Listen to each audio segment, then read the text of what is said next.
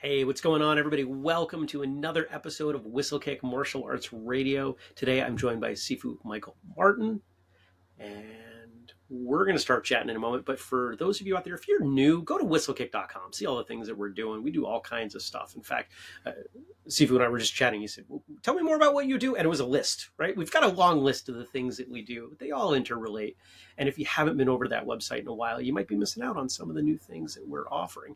If you want to go deeper on this or any other episode of the show, whistlekickmartialartsradio.com is the place to go for that. So, Sifu, thank you for being here. Thanks for joining me. Thank you for having me. Yeah.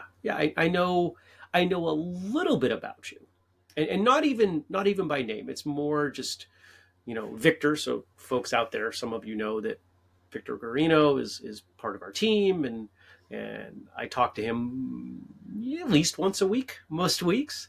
And you have been the Sifu that he vaguely talks. He's like Sifu. And so now I get to put a face to that title, so that's a lot of fun for me. Thanks for being here.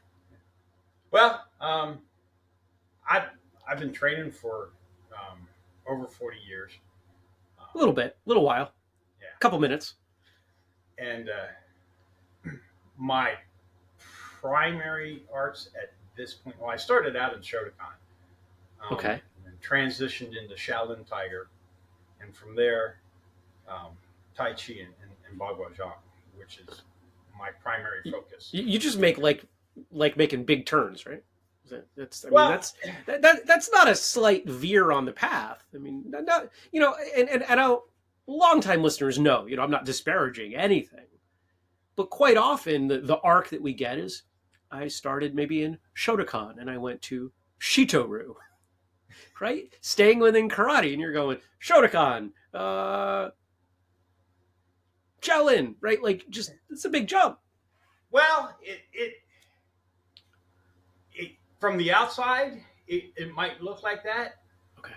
But when I was going through that, to me it wasn't a massive adjustment, because some folks, when and I get it, when we first start training, a lot of folks are not, they train with what's available, right? And sometimes they get really lucky and it's a great fit and they keep going with their first system. For me, I was never about, I'm a Shotokan guy or a Shaolin guy. I'm a guy who wants to be able to fight better. So what happened to me was I joined the Air Force and I couldn't find a Shotokan school to train with. And I stumbled upon this Shaolin Tiger school, and those guys were awesome. And I'm like, I want to fight that well. So I don't know that style. So Shaolin Tiger, I'm inferring this is of Chinese descent? Yes. Okay. Yeah. So to me, it was like, well, it wasn't so much I'm jumping ship, but it was more of, this is continuation of the journey. I want to be better at what I do, and these guys are better at what I want to do. So I started doing Shaolin. Then when I got out of the Air Force, I wanted to continue my training, but I also wanted to continue my training in internal concepts, understanding how the internal works with the martial. Was that that concept kind of new with the Shaolin Tiger, or had you had some of that in your Shotokan days? The Shotokan training that I had was not.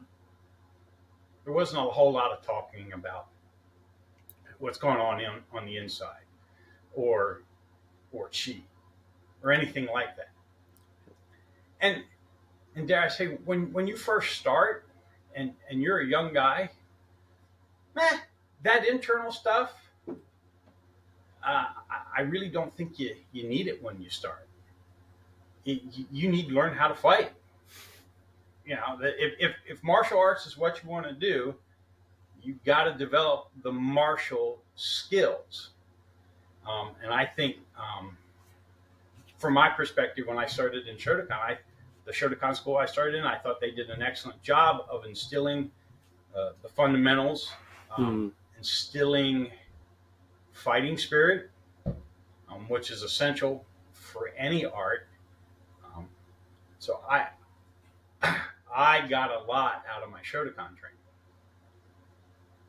But then I got to a point where I see all these guys doing all these amazing things, and I don't understand how to get there.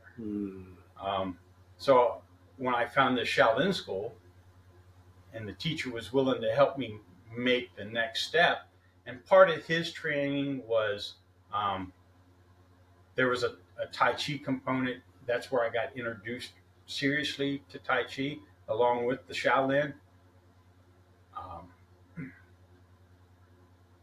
And then when I got out of the Air Force and I kind of moved back home and I wanted to continue my training, I was looking for a school that would continue me on that path of martial excellence, as well as an understanding of the internal. And I got fortunate, and I found Bak Nam Park, who was teaching Bagua at a school in Baltimore. To me, when I went to go look at the Bagua school, that to me was just a continuation of the education that I had started in the Shotokan, then went to the Shaolin, and then I went to the Bagua. It's like, oh, well, this is the next step. It wasn't like I'm forgetting what I was taught before, but this is the next step in the path. And like we were talking about Victor earlier, and Victor has a huge background in Japanese arts. And he's kind of training with me as a continuation of what he's already been taught. And that's how I approach that when I teach folks like Victor, guys who have had 20, 25 years of previous training. My job is not to come in there and, go, well, what you were taught is total crap, so we got to get rid of all that. No, I'm like, well, you got a solid foundation, so we're going to take that foundation and we're going to build on it. I'm not here to rewrite your history. I'm here to help you further down the path. And that's why guys go, well, what does your system look like? Well, a lot of it just depends on where you're coming from. If you have no previous training, I have a whole system to put the fundamentals into you, to teach you linear concepts, teach you angles, and then to teach you circles. However, if you come to me and you got 10, 15, 20 years of linear hard style, well, I don't need to reinvent the wheel. You got a perfectly good wheel. We're going to pick up and go from where you're at. Right. And that's how I like to teach. I like that. I know some traditional folks who they don't like that. If you're training with me, you're going to train what I'm teaching. Well, let's talk about that for a moment, because one of the things I've come to believe through the conversations that I have on this show, and when I came out of college, I had a school of my own for a couple of years, and then just due to professional concerns, starting a business, closed it, reopened. I shouldn't say reopened, but opened a school for a second time 6 months ago, not even. And in that 20-year gap, my understanding of the role of a teacher has changed dramatically. My goal is to help my students progress as effectively and rapidly as possible. Exactly. So if they already understand a concept, why am I going to beat that horse when they get it? Maybe you know what? Maybe it's only 95% of the way that I want it to be. Well, we can refine that while we do other things instead of I want you to throw out everything you know and make them feel badly about that, risk losing them, and then I can't help them progress at all. Exactly. You know, and with a very few rare exceptions, There's always exceptions. many of the folks that have come to me from other schools, their fundamentals are reasonably sound. Mm-hmm. And the adjustments that I would have them do are generally they self adjust after they've been sparring with us a while. Mm-hmm. You know, I explain why we do what we do from our perspective, but I don't go, and you must do it that way. I said, this is why we do it. But you know, I understand why you're doing what you're doing as well. And as time goes on, if you can make what you're doing work, I'm fine with that. Mm-hmm. You may find, however, that the reason we're doing what we're doing also has legitimacy, and you may want to take a look at that. Yeah. After you've been kicked in the groin a few times, you know. I like to use professional sports metaphors where I can, because I think, you know, when people are chasing that kind of money, it's reasonable to assume that they're going to do the things that work best, right? A lot of us exist in the martial arts, exist in this world where it's theoretical. You know, if we do our jobs well, we're not actually fighting people. So it all becomes some kind of compromise. But a basketball player, they become the best in the world. They're playing a lot of basketball. So, but if we look at the best players in the world, current, historical, not even going to name names because we don't need to get potentially sidetracked in that debate. Maybe I shouldn't have picked basketball.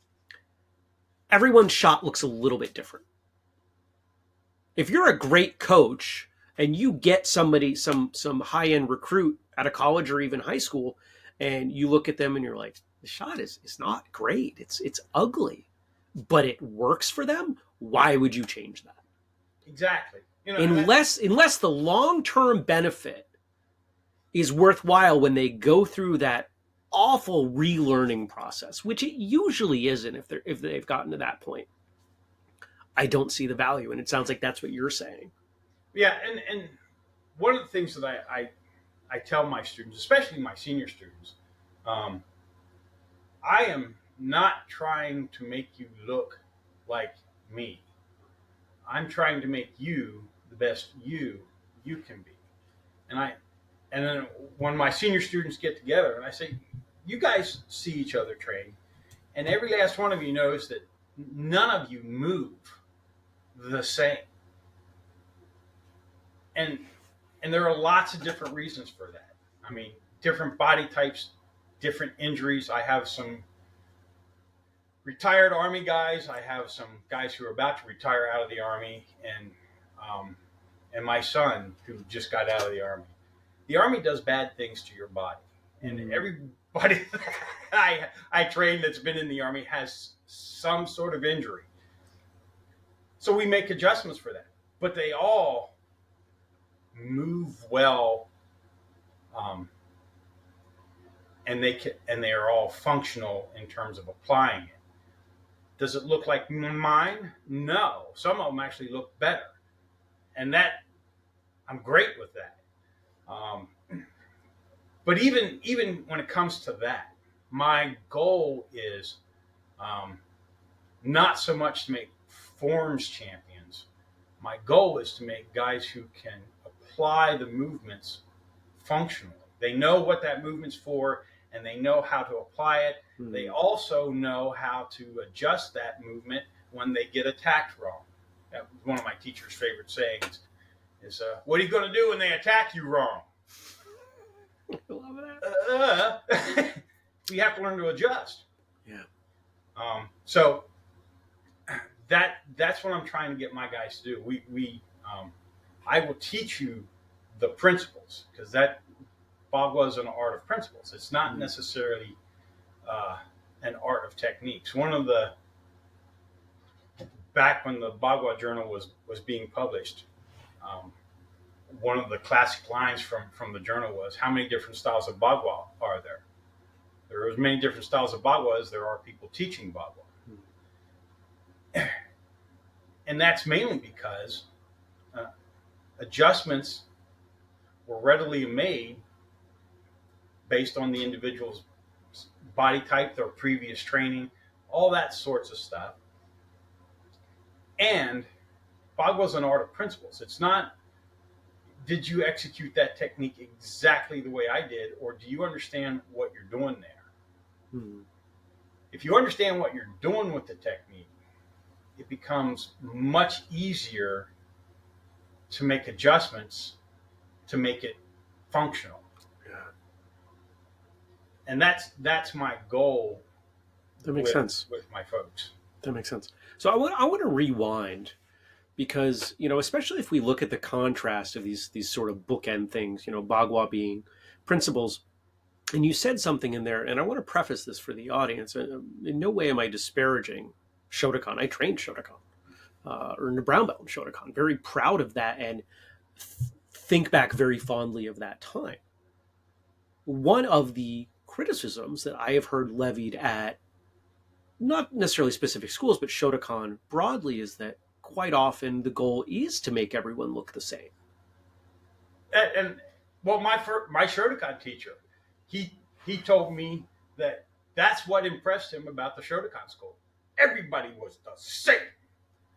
And I'm like, now, and from a military background, which he was. Yes. He was retired Army drill instructor. So that uniformity, that appealed to him greatly. And dare I say, in the beginning, that is not necessarily wholly a bad thing. I agree. But it should not be a place where you stay. And even in the realms of Shotokan, there are various Shotokan organizations that have, well, I don't want to say they've abandoned Shotokan, but they put their own spin on it. And perfectly legit. I have no problem with that. I think that's how any art continues to grow and evolve. It can't otherwise. Right. So even Funakoshi knew that. He wrote it down. So I think the thing with the difference between, say, something like Shotokan and Bagua would be, you got a lot more room to play in Bagua than you do in Shotokan. But there is some wiggle room in Shotokan once you get to a certain level. Where in Bagua, it's there's a lot more wiggle room, and it's a lot earlier on. But that's also why there are so many different kinds of arts. And what I mean by that is, when I was going for my instructor certification at the police academy, one of the things we had to do was we had to do a 10-minute presentation. My presentation was on the principles of combat from an internal perspective. I had a gentleman come up to me afterwards and go, "That was a cool presentation, but I could never do any of that." And I'm like, I was in school with this guy for about 2 weeks and got to know him reasonably well, personality-wise. And I said, "I know, I understand." and what every art has its own personality, and and that personality attracts different types of students. Yes. Now, that does not necessarily mean that that art is wrong or bad, or those students are wrong or bad. They're doing what appeals to them, Mm-hmm. and it's functional for them. Mm-hmm. And I tell my Bagua students, when they ask about things like Tai Chi or Xing Yi or some of the other Chinese arts, I was like, they're all fine. It has to do with what appeals to you. Bagua appeals to me. I like the way it moves. I like the results it gets in my body. But that does not mean it's the only way to do things. There are people who prefer Tai Chi. There are people who prefer Xing Yi. And I pick on those two because my second Bagua teacher, his favorite saying was, the principles are all the same. Tai Chi, Bagua, Xing Yi doesn't matter. It's the expression of those principles that determines the art. Okay, fine. And me personally, I kind of agree with that. But when you look at that different expression, Xing Yi does not look like Tai Chi. Tai Chi does not look like Bagua. Sure. But still the same concepts are in there. Now, what does that mean? Well, there's a lot of variety there to express those same principles.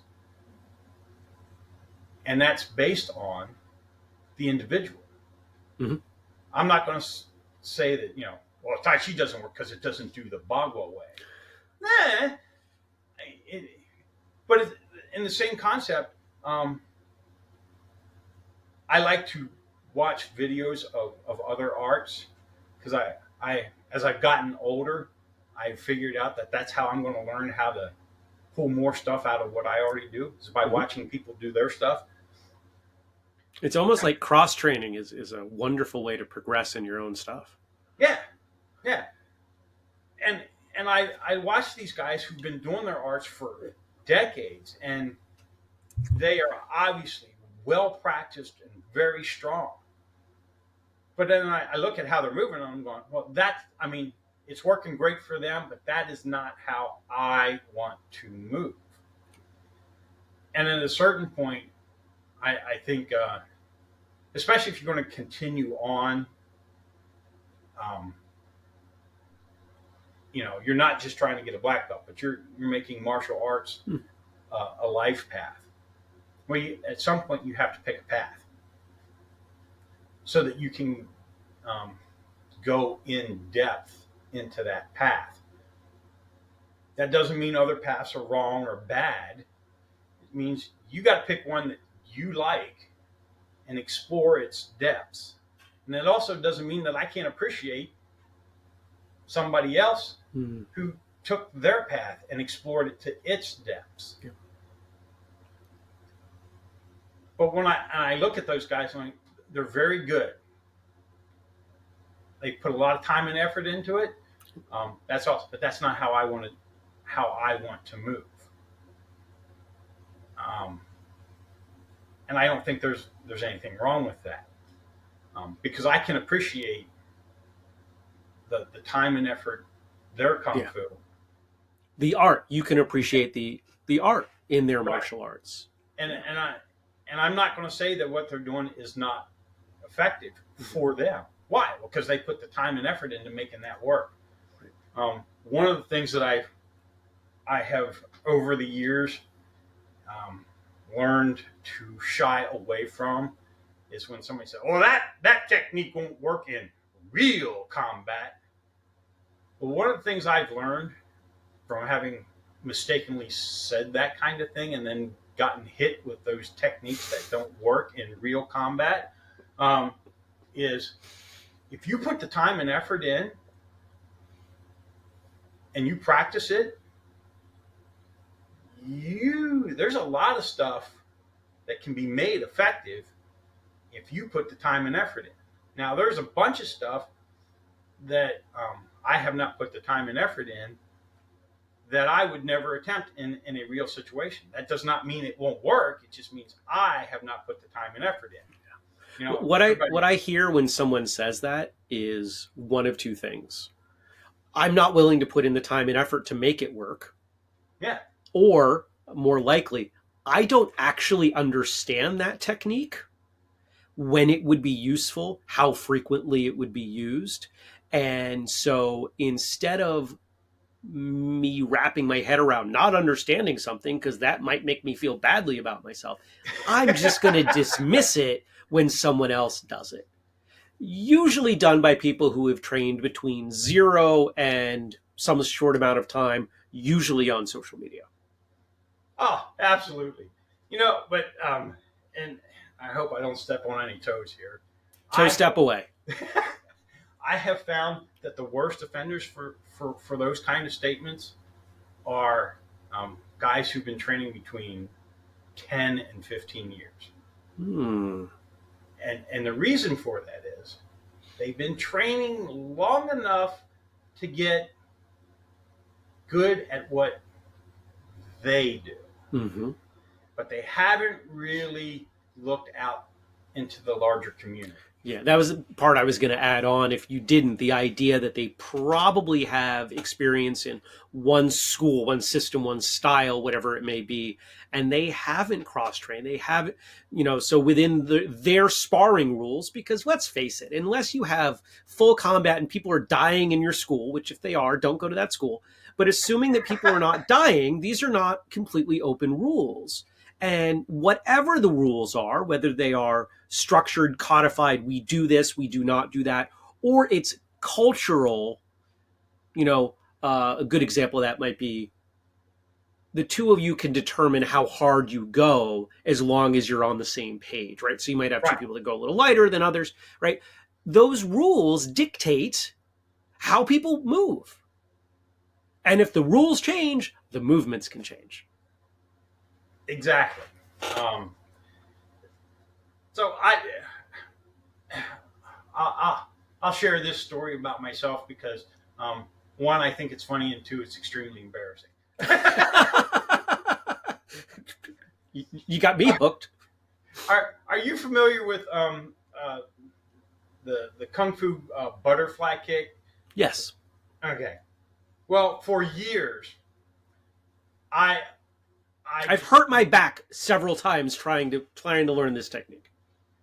For years, I just assumed that that's a training kick. You're not ever actually going to use that when you fight because it looks extremely impractical.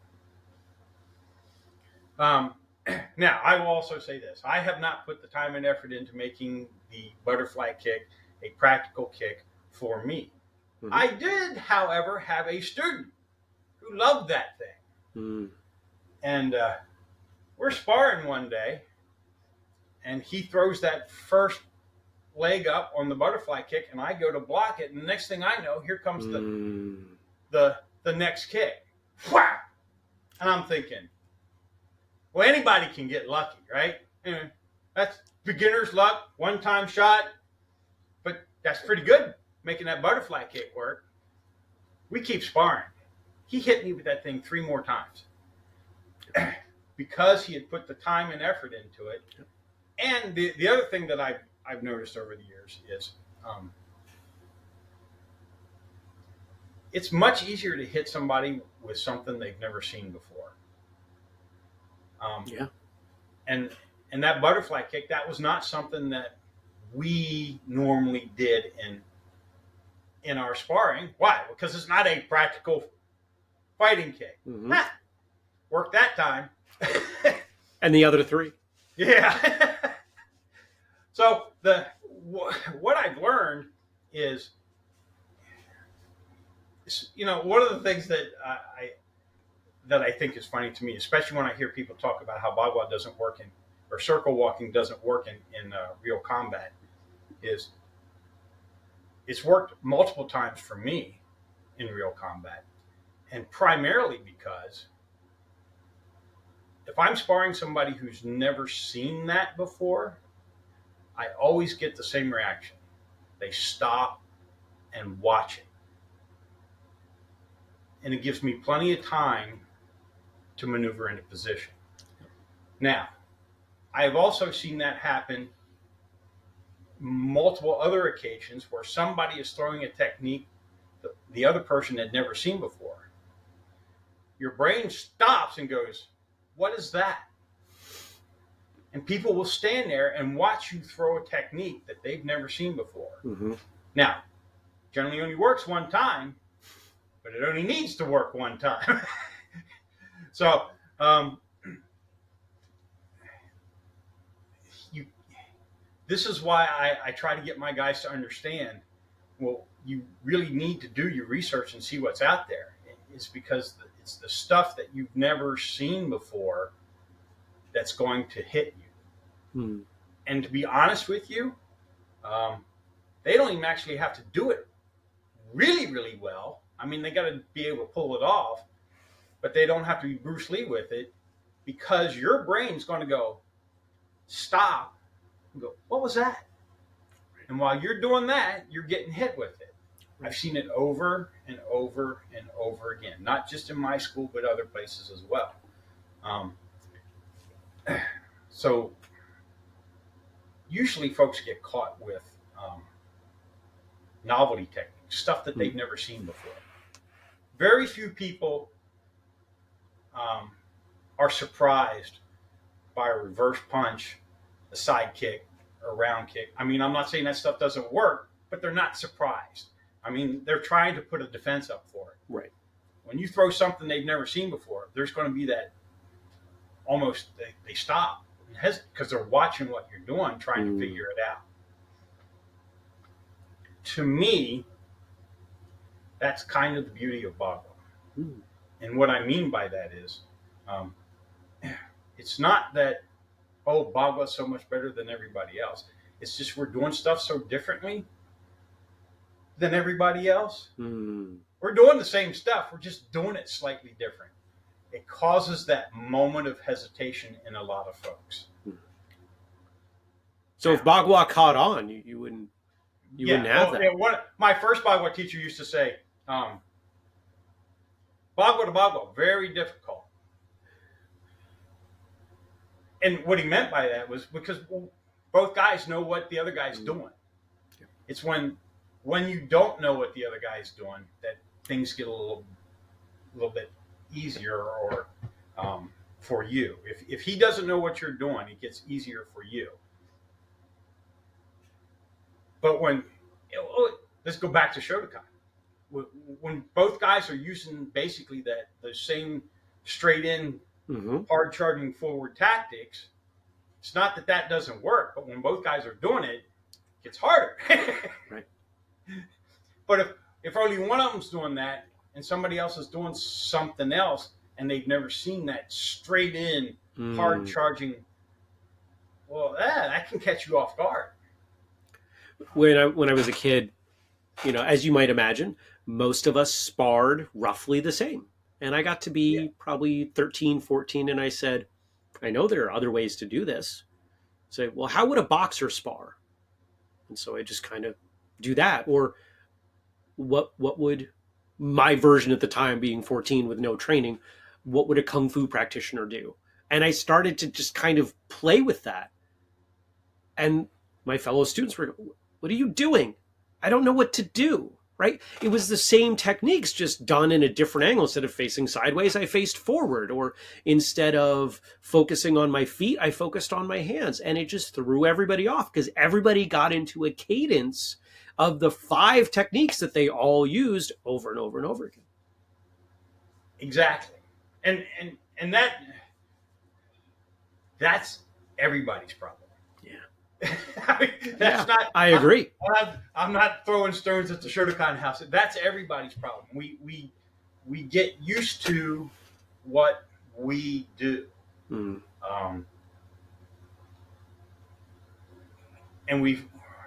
my second teacher in Bagua, he used to say, research is ongoing. I love that. Yeah. Hugely, because not only does it make me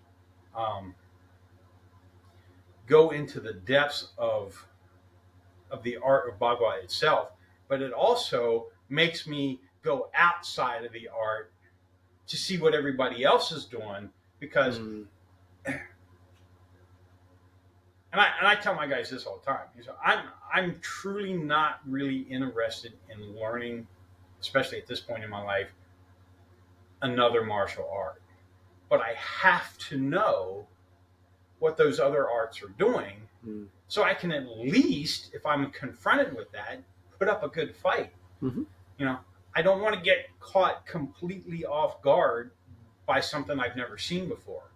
Now, that doesn't mean they're not good at what they do, but I want to make it very, very difficult for them to do it well against me. Right. So, I'm with you. um, Can we go back? There's a question I didn't ask you that I'd like to ask, and that's, why did you start in martial arts? Yeah. Oh, well, I think I probably started for the same reason that a lot of other guys started. And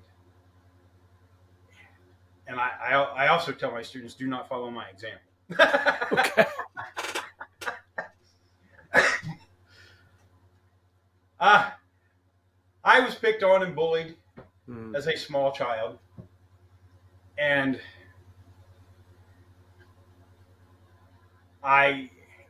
when I took my first martial arts class, I found that I had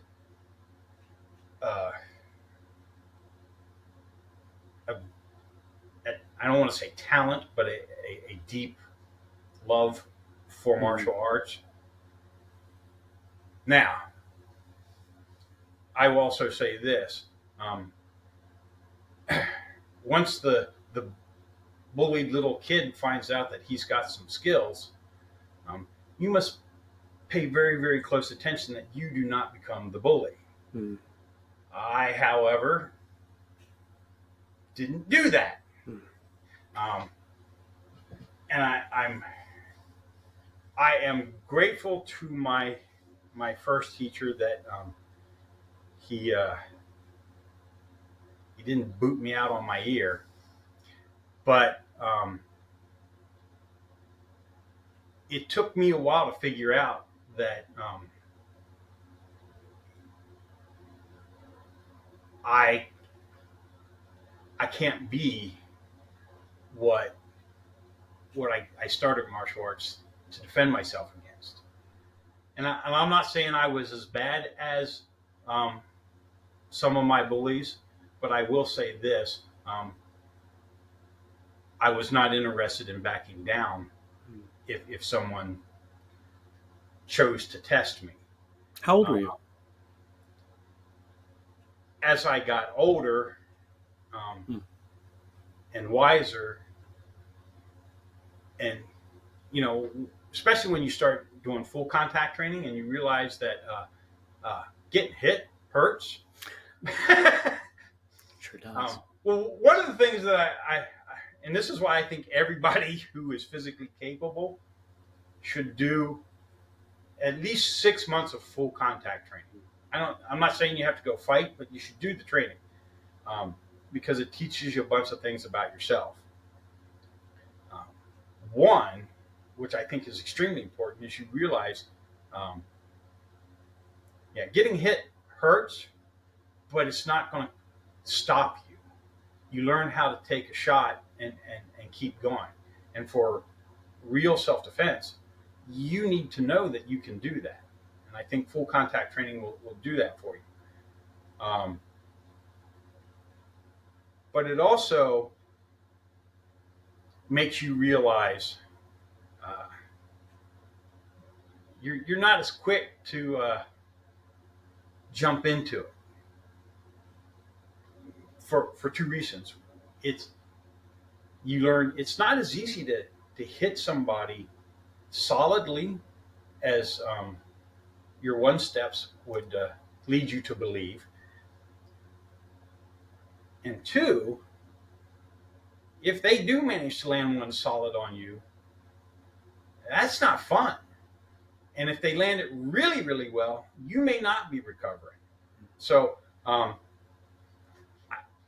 personally, I think that even if you never climb into the ring, I think doing the training for at least 6 months is extremely important. It's going to teach you those things. It's going to teach you fighting spirit, which, and this is one of the things that I have observed over the years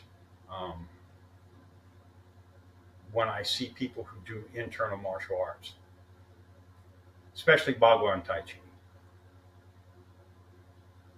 If you've never had any serious sparring experience,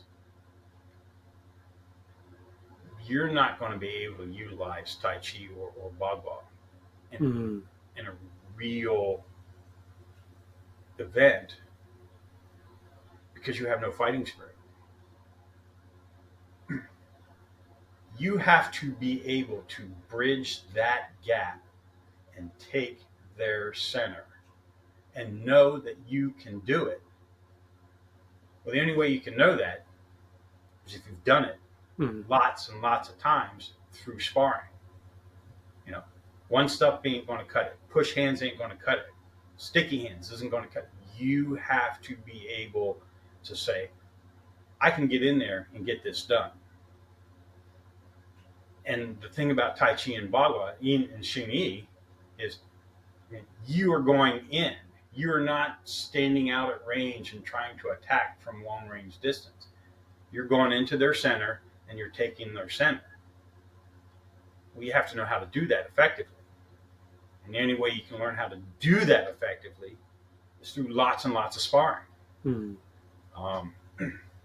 Which is, in my opinion, one of the major flaws in modern internal martial arts training.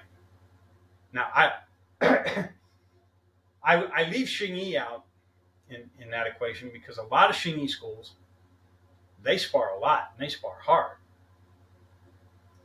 They have not yet been touched by the new age wand. So it's fascinating. Yeah, everyone knows Tai Chi. If you go ask 100 people, over the age of 15, 20, what Tai Chi is, they're all going to have a roughly similar description unless they've ended up at one of those very rare schools that keep the combative elements in it. We've had several of those folks on this show, and it's utterly fascinating to me how close their interpretation, their expression of Tai Chi is to any other style of martial arts, as opposed to the public understanding of it's a really slow one person dance that old people do in the park for health.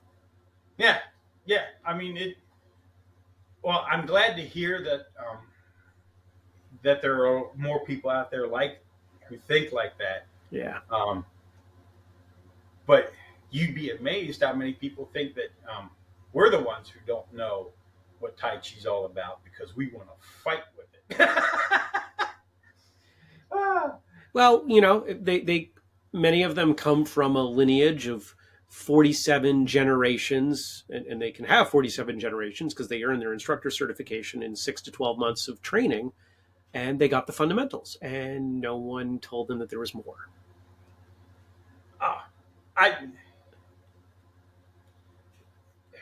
I have never been more suitably handed my own butt so succinctly than by a Tai Chi practitioner. Yeah. And I've been kicked in the head by Bill Wallace on multiple occasions. And this person I'm thinking of, his name's Aaron. Some of the folks listening who are local in Vermont know who I'm talking about. He's a phenomenal practitioner.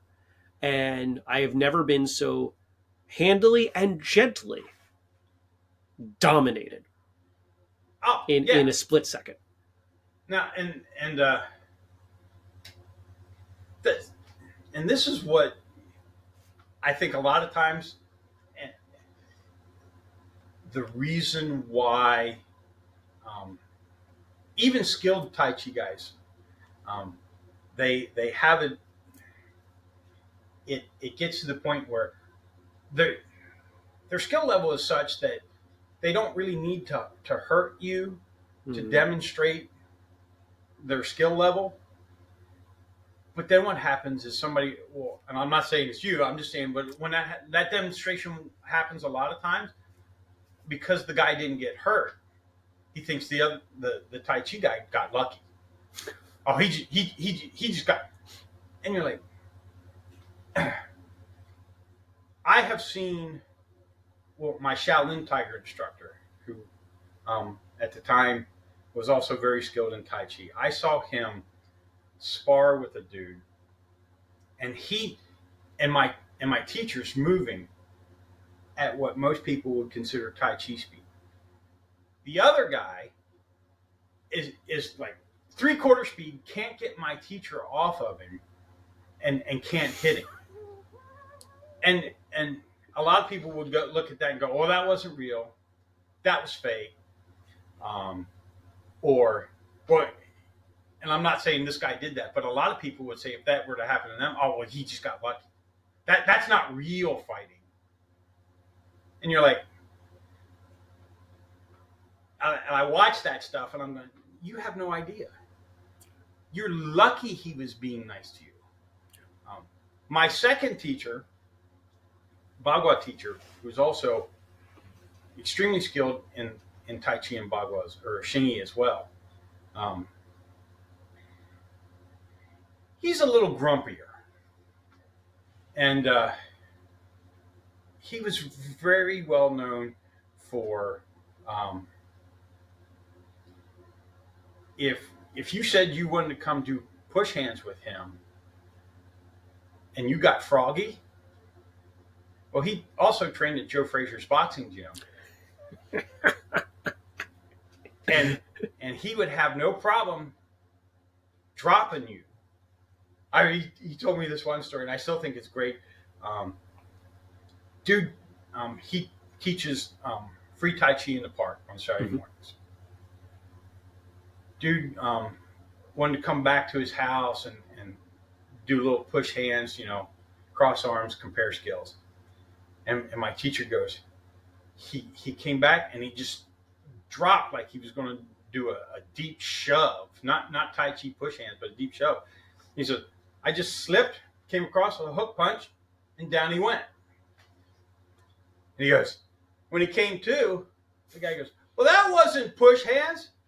And my teacher leans over and goes, "Well, you weren't doing push hands either. I thought we were fighting at that point." Yeah. And I think there needs to be more of that in the internal martial arts. One of the things that has been said to me that I have no idea where this came from and makes absolutely no sense to me. And it was, "Oh, well, the internal martial arts aren't aggressive." No, I don't know that at all. What does that mean? What does the word aggressive mean in the context of martial arts?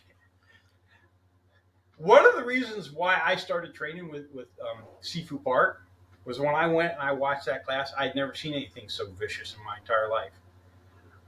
I mean, not that my Shaolin Tiger or my Shotokan was bad, but the stuff I saw happening in that Bagua class, I'm like, who thinks of that stuff? That's just brutal. My second teacher, I could never figure out why guys would challenge him.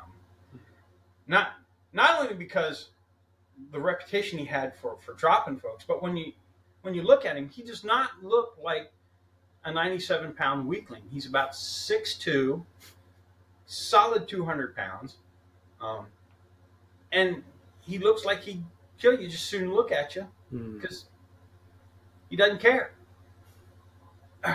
But people insisted on challenging him.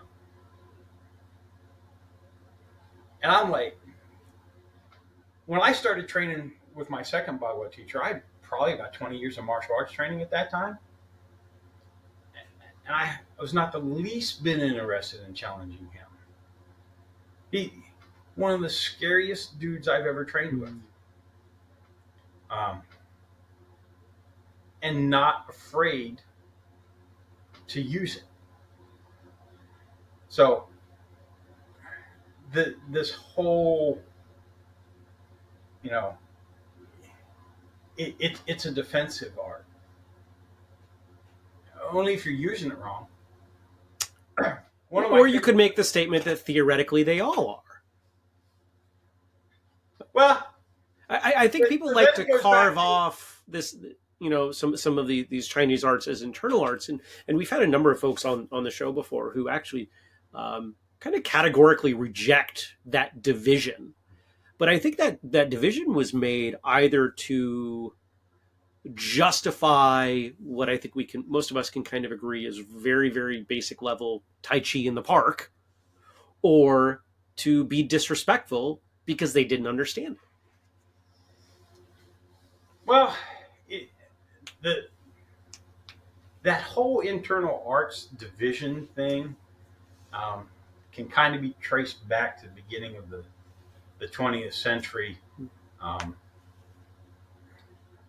there were a handful of internal arts, for lack of a better term, students who were also um, aristocrats, scholars, and in general, the martial arts of China was looked at as a blue collar, low class kind of thing.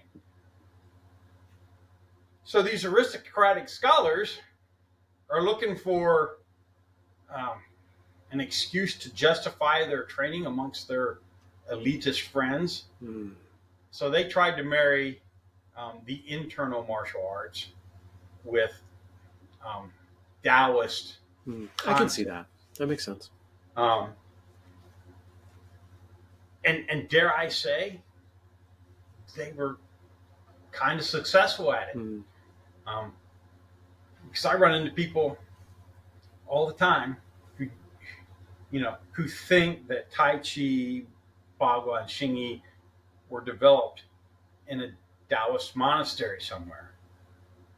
And we have the history of these arts, and none of them, well, I say technically, Bagua touched on a monastery because, excuse me, they say Deng Haichuan learned Taoist circle walking in the mountains somewhere.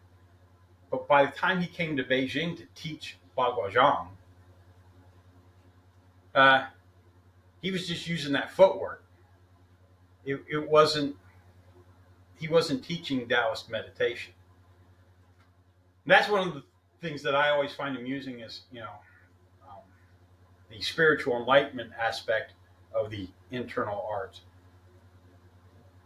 And you're like, well, the old masters. Well, who are these old masters that you are referring to? Are you referring to Yang Lu Chuang? Yang the Invincible? Why was he called the Invincible? Because he defeated all comers. Not because, as I saw in an article, because he was so healthy. That, people make up stuff to make themselves feel better about what they're doing. Yep. We all must remain the hero in our own story.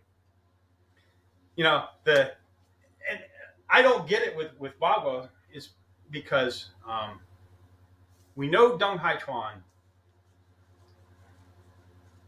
founded the art. We also know Deng Haichuan was also not a spiritually enlightened individual because he was described as a vicious fighter and not necessarily the nicest person to be around. And he was a tax collector. Well, what does that mean? Well, that means he was a government thug collecting payments. Also, folks who are not known for their spiritual attainment. Mm.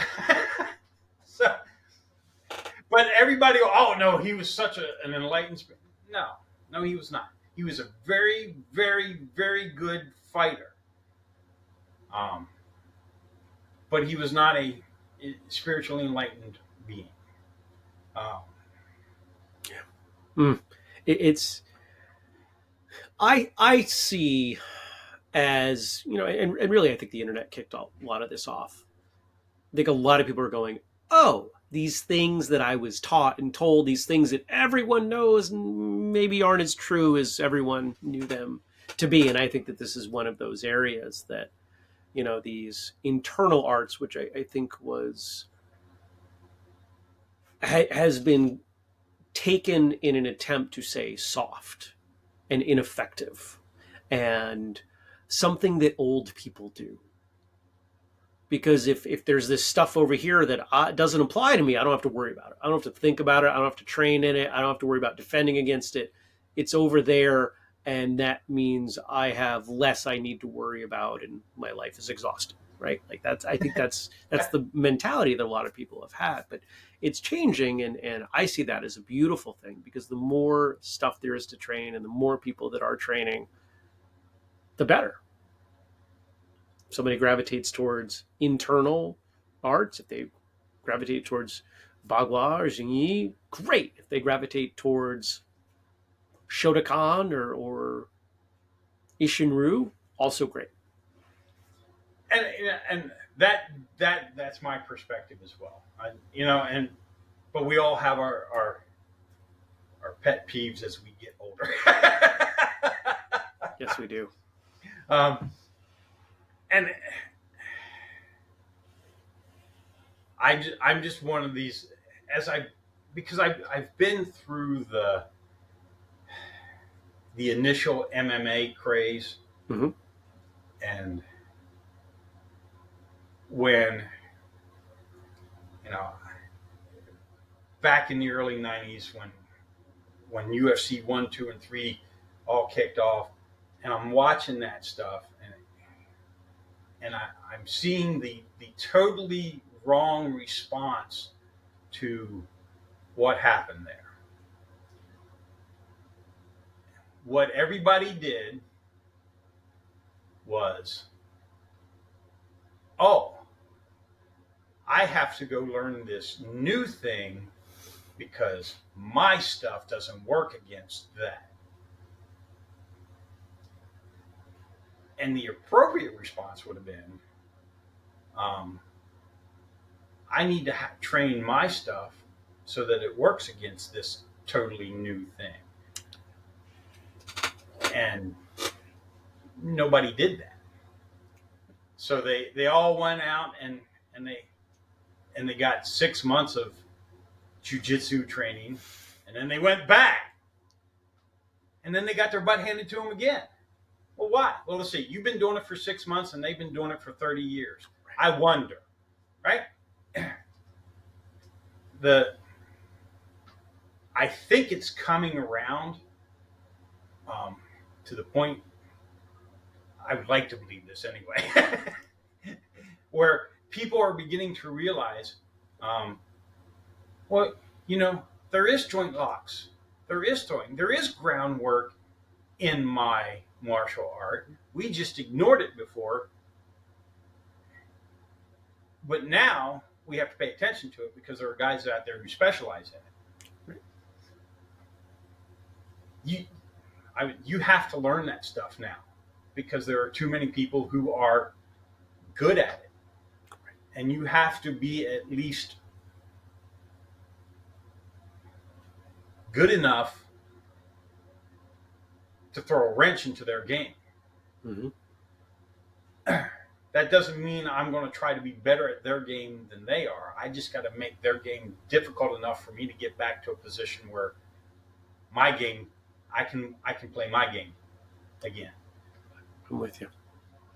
So I'm hoping that people are starting to see that.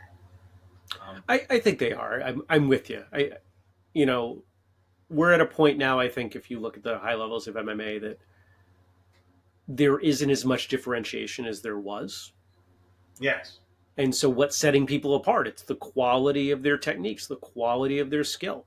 And if we couple that kind of understanding with, there seems to be a bit of a cycle in pro MMA. Because if everybody's focused here, well, I'm going to go, I'm going to specialize in this piece over here, and that helps me stand out.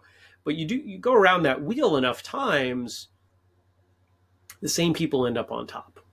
Yeah. Yeah. Right. So If people, go ahead. Well, like I said, I'm excuse me. I think the old guys and guys who've been training about as long as I have, or longer, they've seen it go through all the, who remembers the ninja craze, right? How many of you out there know the name Sho Kasugi? You know it for one reason. Me. You were alive at a certain period of time, and you were into martial arts, and you had no choice but to watch ninja films. Yeah. So, and before ninjas, it was Bruce Lee and Kung Fu. Mm-hmm. Before that, it was karate and judo. Mm-hmm. But it's all starting to come around now, where I would like to think that it doesn't matter the art that you pick, because a good teacher is going to make you functional in all of those areas, because at this point you kind of have to. You can't say, well, we don't do that. You should be saying, well, this is how we deal with that. Mm-hmm. In that regard, I think that was one of the good benefits of the UFC and MMA. It has made people re-examine their art, mm-hmm. and take a look at what they've actually been taught. And now they are more functional with their art. I agree. Because they have to be. So I think that's a good thing. Wholeheartedly agree. If people want to get a hold of you, website, social media, you do any of that? Yes, I do. He says reluctantly. Because now I have to remember my website. It's tianhu, bgz.com. That's my website. Okay. We'll make sure that's Facebook. In the show notes. Yeah. And my Facebook is Living Orders Martial Arts on Facebook.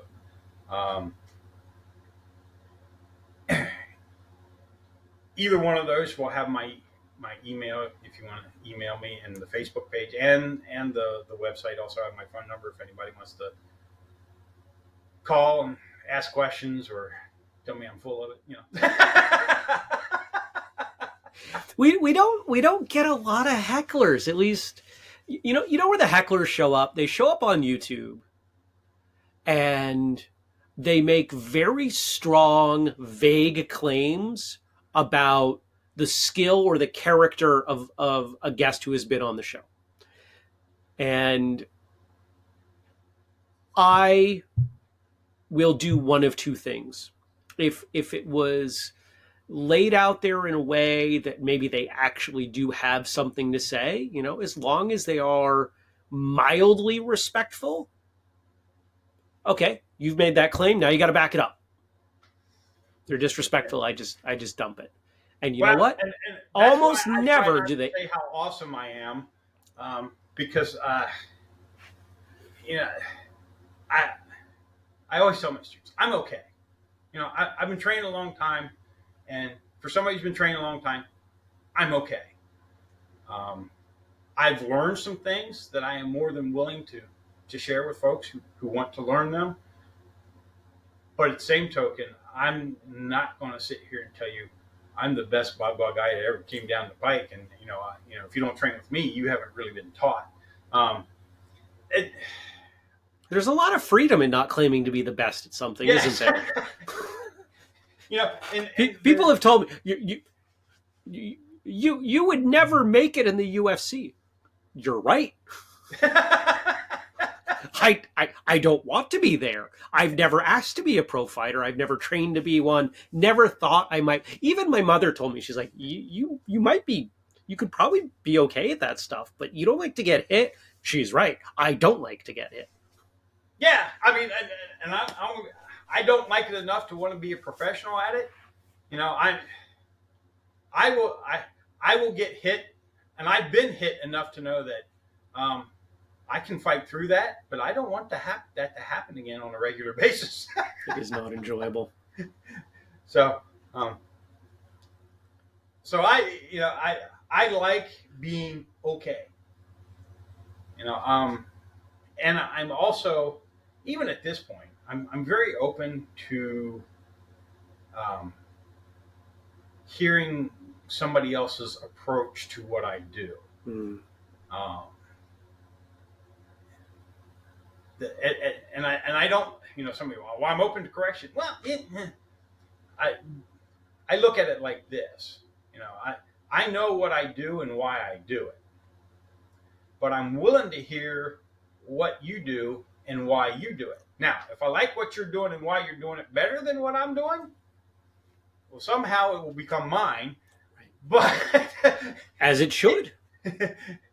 But I'm also not, if you have a legit, well, this is why we do this. Okay. I mean, I may not necessarily totally agree with that, but you got a reason. And as long as you have a reason, one of the things I tell my students is you never, ever, somebody asks you a question about what we teach, if your answer is because Sifu said, I will personally beat you myself. You must know why we're doing what we're doing. That's the only way it's going to be functional for you. Yeah. It's great. So it's important. I've said many, many times on this show, the most important question is why. If you do not ask why you are doing something, why you are training, why you train the way that you do, why you train where you are, you will not get the full benefits that line up with what you want out of martial arts and life. It's a question that gets beaten out of us, hopefully not physically, very early, and I think it's really a shame. Unfortunately, that was that old school way of training. Don't ask questions, just do. And that is why it would take guys 20 years to get good. But if you know why you're doing what you're doing, it doesn't take 20 years to get good at it. And my goal is for my students not to take 20 years to get good at it. I am right there with you. We're going to start to wrap here in a minute. I'm going to ask you to close us up with, your final thoughts to the audience. But for the audience, thank you for being here, for watching, for listening, for hearing the good stuff from Sifu. This has been a lot of fun. I appreciate your time. So head on over to whistlekick.com. Go to whistlekickmartialartsradio.com. Check out the show notes. Yes, your podcast player or YouTube, there's some of the show notes, but it doesn't get all of it. whistlekickmartialartsradio.com is where we're going to have all of it. So please go ahead, do that. Check out Sifu's Facebook page. Call him and tell him he's wrong.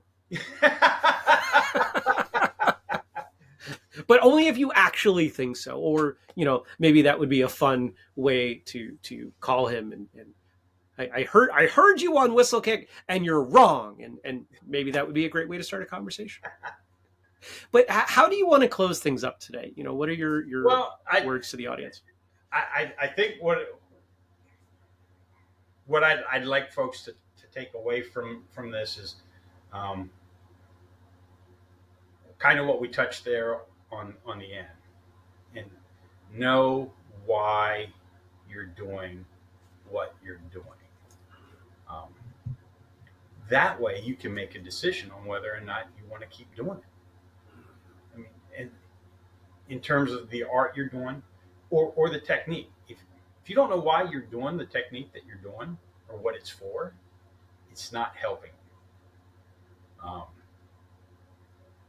And a good teacher will not have a problem telling you why.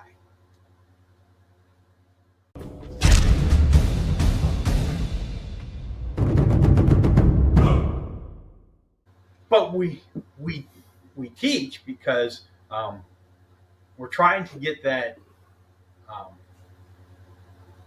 This is the common root. Everybody can see the common root, but you can also see the diversity in what folks do. Yeah. And I think that's one of the beauties of this kind of environment where it's not about the style; it's about the sharing of knowledge. I'm with you. And when folks are more interested in helping other folks get better, regardless of their style, I think everybody benefits from